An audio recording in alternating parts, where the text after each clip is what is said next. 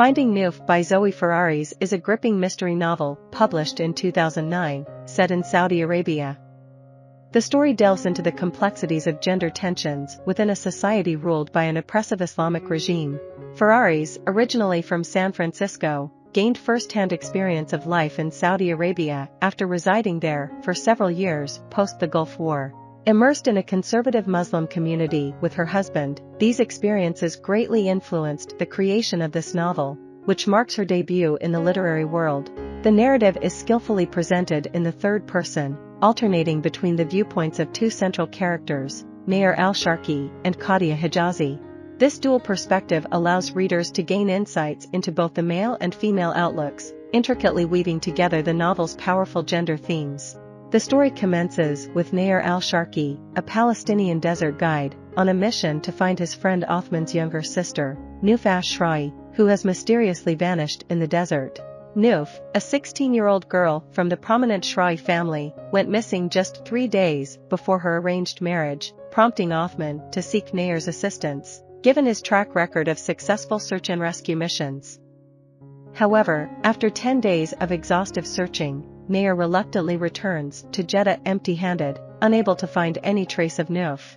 Soon after Nayir's return, a group of travelers stumbles upon Nouf's lifeless body in a remote desert wadi, miles away from Nayir's base camp. The Sharqi family requests Nayir to bring her body back to them, and despite his sense of failure, he agrees to honor their wishes.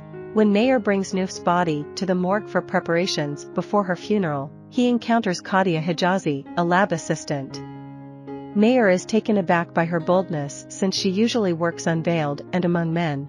The encounter leaves him feeling uneasy, considering the societal norms he has grown accustomed to. As the novel unfolds, the intertwining perspectives of Nayir and Katya lead us on a journey that not only unravels the mystery surrounding Nouf's death, but also sheds light on the intricate dynamics of gender, roles and societal expectations in the backdrop of an authoritarian Islamic rule.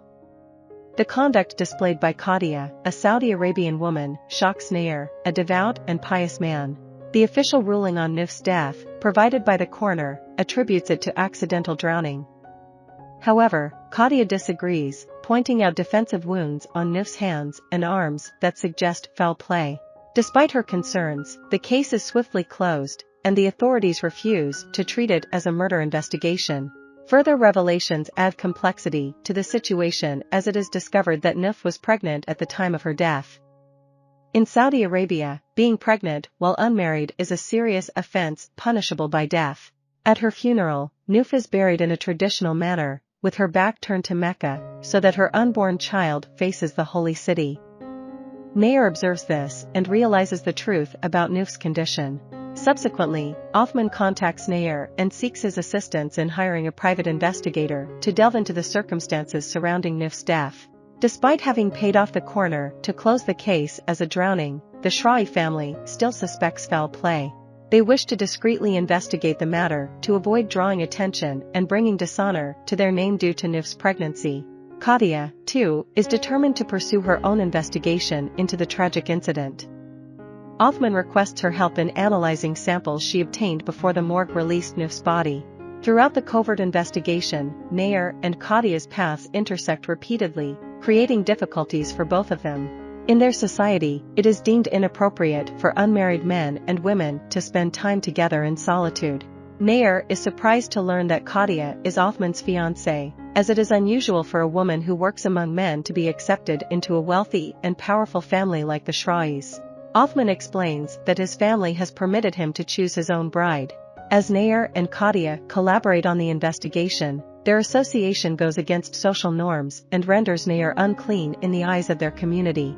The circumstances surrounding Nouf's pregnancy raise questions, given that she lived within the secluded confines of the Sharqi family compound, surrounded by female companions and bodyguards. Nayir finds himself perplexed by the idea of Nouf having a secret relationship or any encounter with an unknown man. Together, Nayir and Katya uncover the revelation that Nouf used to meet an unidentified individual at an abandoned zoo regularly. Evidently, Nouf yearned to break free from the constraints imposed by her family and her country, dreaming of the freedom of New York City. She had envisioned running away with her fiancé, Kazi, during their honeymoon there. To facilitate her escape, Nouf had arranged to stay with an American man who had an apartment in New York until she could stand on her own. However, the truth behind Nouf's relationship with Othman comes to light. Although adopted by the Shra'i family, Othman is not Nouf's biological brother. They were in love, and he is, in fact, the father of Nouf's unborn child. Despite her desire for a new life in New York, Othman had no intention of going with her. As Nayir and Katya delve deeper into the investigation, some clues point towards Othman, but they do not implicate him as the murderer. The shocking revelation emerges that Nouf's younger sister, Abir, is the true culprit. Consumed by murderous jealousy, Abir is in love with the man Nouf was supposed to marry, Qazi. Eventually, Othman and Katya decide to end their engagement, as Othman admits that he has never loved her. Now unspoken for, Katya and Nayir recognize their mutual affection for each other. The novel concludes with a sense of promise and romance blossoming between them. Finding Nouf received acclaim from critics, though some readers criticized the portrayal of Islam in a one-sided manner. Nevertheless, the book was awarded a Los Angeles Times Book Prize and an ALA Alex Award. Following the success of this novel, Ferraris went on to write 2 sequels, City of Veils in 2010 and Kingdom of Strangers in 2011. I hope you enjoyed this video. Leave a like if you did and be sure to subscribe. Thank you.